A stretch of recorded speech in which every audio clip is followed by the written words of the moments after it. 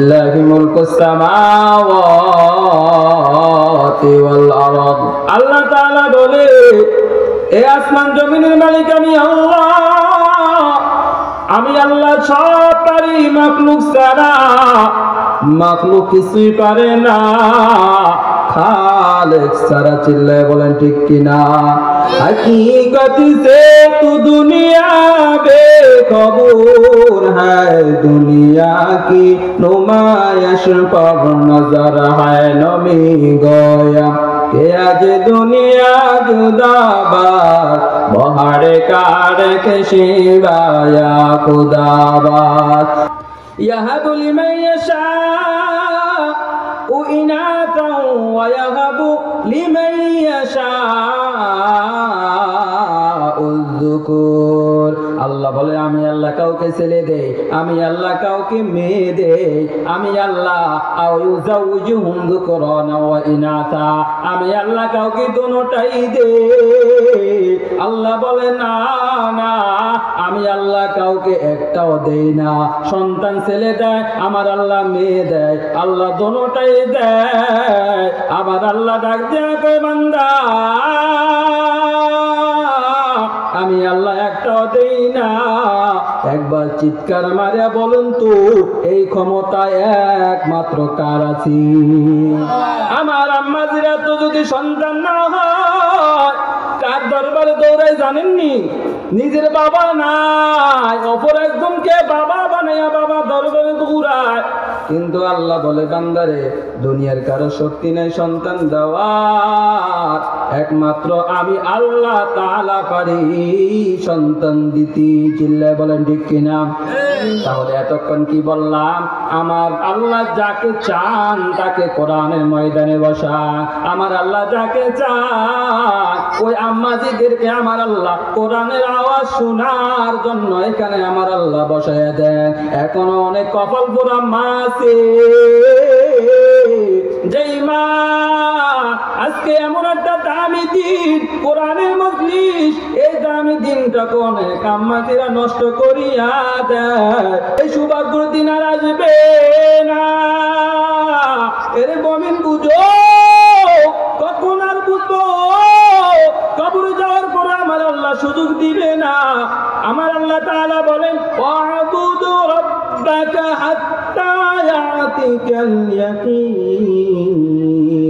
আল্লাহ তাআলা বলে, বান্দা ইবাদত করবা মৃত্যু আসার আগ পর্যন্ত। মৃত্যু হওয়ার পর আর তোমাকে ইবাদত করার সুযোগ দেওয়া হবে না। আল্লাহ তাআলা বলে, এই জন্য বলতেছিলাম বাবা, এখানে আজকে কোরআনে আলোচনা হয় আল্লাহ যাদেরকে হুকুম করলেন, যাদের প্রতি আমার আল্লাহ রাজি, যাদের প্রতি আমার আল্লাহ সন্তুষ্ট, ওই আল্লাহর বান্দারা এই ময়দানে আসতে পারলো, বসতে পারলো, কোরআনের আলোচনা শুনতে পারলো। বলতেছিলাম এই মজলিস কি দামি না বেদামি? বলেন দামি। দামি দামি কেমন দামি? কিয়ামতের ময়দানে বোঝা যাবে। এই ময়দান দামি, এই মাদ্রাসা দামি। এই মাদ্রাসা করা কি উপকার হইল না ক্ষতি হইল? এই 2 দিন ব্যাপী মাহফিলের আয়োজন আমরা কি করে কি ক্ষতি করলাম না লাভ হলো? কিয়ামতের ময়দানে এর লাভ লোকসানটা বোঝা যাবে রে বাবা। কেমনে বুঝবে?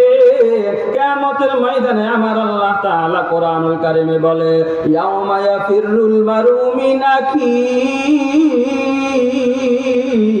মা। ছেলের কাছে দৌড়াইয়া যাইবে রে, মা আমাকে একটা নেকি দে। আমি মা আজকে একটা নেকির জন্য জাহান্নামের আসামি হয়ে গেলাম রে বাবা। একটা নেকি যদি দাও, আমি মা একটা নেকি পাইলে জান্নাতে চলে যাব। ওই সন্তান সেদিন কিয়ামতের ময়দানে ডাক দিয়া বলবে, না না না, দুনিয়ার জমিনে আমার মা ছিল, তুমি যে আমার মা এটা আমি সন্তান আজকে বিশ্বাস করি না রে মা। ওরে মা, এখনো কোরআনের আলোচনা শোনার পরেও মোবাইলটা হাতে নিয়ে বসে রইছো? না না, মোবাইলটা রাখিয়ে রে মা, কোরআনের আলোচনা শোনো, কামে লাগবে রে মা।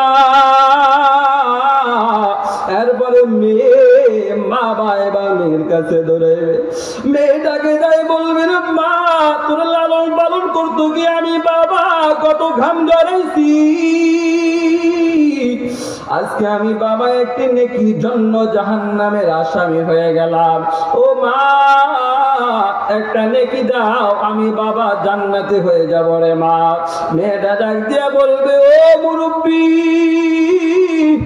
তুমি যে আমার বাবা, দুনিয়াতে আমার বাবা ছিল আমি জানি, কিন্তু তুমি যে আমার বাবা আমি কখনো বিশ্বাস করি না, দুনিয়াতে বাবা ছিল তুমি যে আমার বাবা আমি কখনো বিশ্বাস করি না।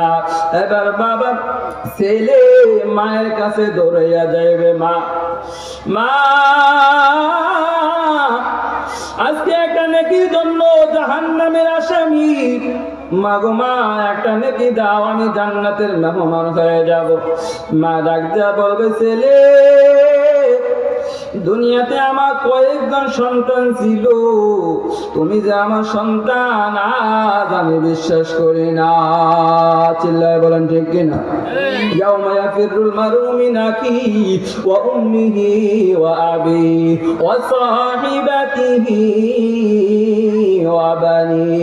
এবার মেয়েটা বাবার কাছে দৌড়াইবে, বাবাকে যা বলবে বাবা আমি সন্তান, আমি তোমার মেয়ে, আজকে জাহান্নামের হাসর ময়দান আমি তোমার মেয়ে একটা নেকির জন্য জাহান্নামের আসামি, ও বাবা